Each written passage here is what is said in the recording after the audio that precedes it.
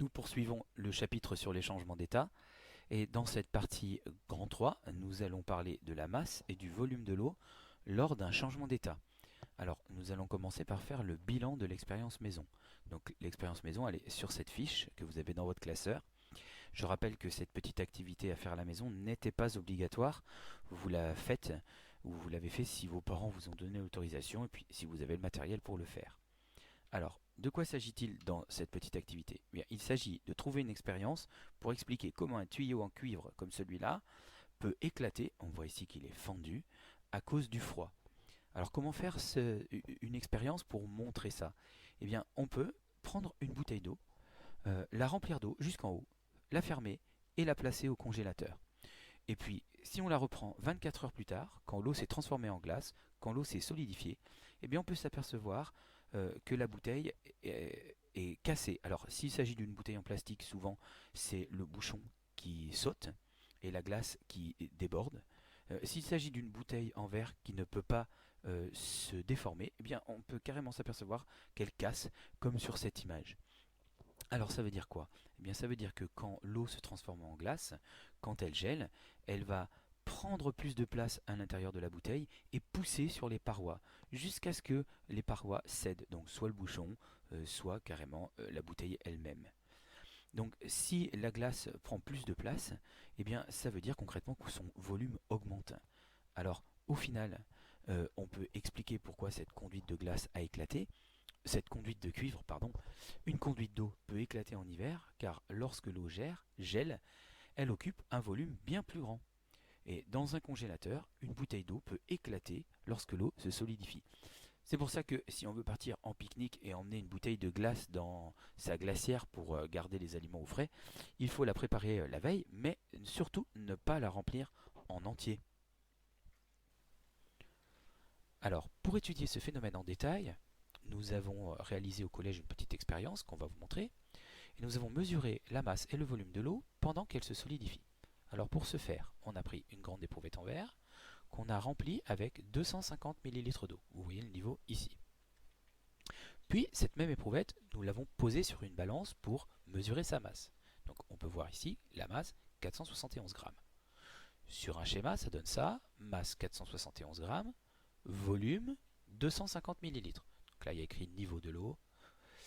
Donc le niveau est à 250 millilitres, ça veut donc dire que le volume de l'eau est 250 millilitres. Ensuite, on place l'éprouvette au congélateur pendant quelques heures. Et quand on la ressort, voilà ce qu'on peut observer. Donc première observation, ce n'est plus de l'eau liquide, on voit ici clairement c'est de la glace. Et deuxième observation très importante, tout à l'heure on a vu le niveau de l'eau qui était à 250 millilitres, on voit ici qu'il est nettement supérieur. Le niveau de la glace est bien plus haut que le niveau de l'eau liquide que l'on a placé au départ dans le congélateur. En revanche, si on remesure la masse, eh bien on trouve à nouveau 471 grammes. Donc ça c'est l'éprouvette qui sort du congélateur avec la glace à l'intérieur. Donc sur le schéma ça donne masse M2, donc de la deuxième mesure, 471 grammes, et on voit nettement le niveau beaucoup plus haut que 250 millilitres. Alors vous allez pouvoir récapituler ça sur le schéma de votre feuille. Donc en représentant l'éprouvette sur la balance avant la solidification et l'éprouvette sur la balance après la solidification. Donc on voit ici la masse 471 grammes et le volume de l'eau 250 millilitres. Et on voit ici la masse à nouveau 471 grammes et le niveau qui est bien plus grand. Alors deux remarques, donc on voit que le volume a augmenté. Il est passé de 250 à plus de 250 millilitres. En revanche, la masse n'a pas changé. Et ça au final, c'est pas vraiment une surprise parce que si on réfléchit bien, on n'a pas enlevé d'eau, on n'a pas rajouté l'eau, on l'a juste placé au congélateur. Donc c'est logique que la masse soit la même. Alors vous allez pouvoir essayer au crayon de papier de compléter le bilan. Pour ça, vous faites pause, vous essayez de répondre et on corrige. Alors, qu'est-ce qu'on vient de voir? La masse de la glace est égale à la masse de l'eau liquide, 471 grammes pour notre expérience. Ça veut donc dire que lorsque l'eau se solidifie, sa masse ne varie pas, sa masse ne change pas. Le niveau de la glace dans l'éprouvette est plus haut que le niveau de l'eau liquide. On le voit nettement sur les photos. Donc ça veut dire que quand l'eau se solidifie, son volume varie. Et pour l'eau, le volume augmente. Alors, Pourquoi je dis pour l'eau, le volume augmente? Eh bien, parce qu'avec certaines autres matières, enfin, avec d'autres matières, on va plutôt constater une diminution du volume. Pour l'eau, le volume augmente. Donc, conclusion. Masse et volume pendant un changement d'état. Eh bien, qu'est-ce qu'on va écrire? Eh bien, on va écrire que le changement d'état d'un corps pur se fait sans variation de masse. Bah oui, on vient de voir que la masse reste la même. Mais avec variation de volume. Bah oui, pour l'eau, on vient de voir que le volume augmente.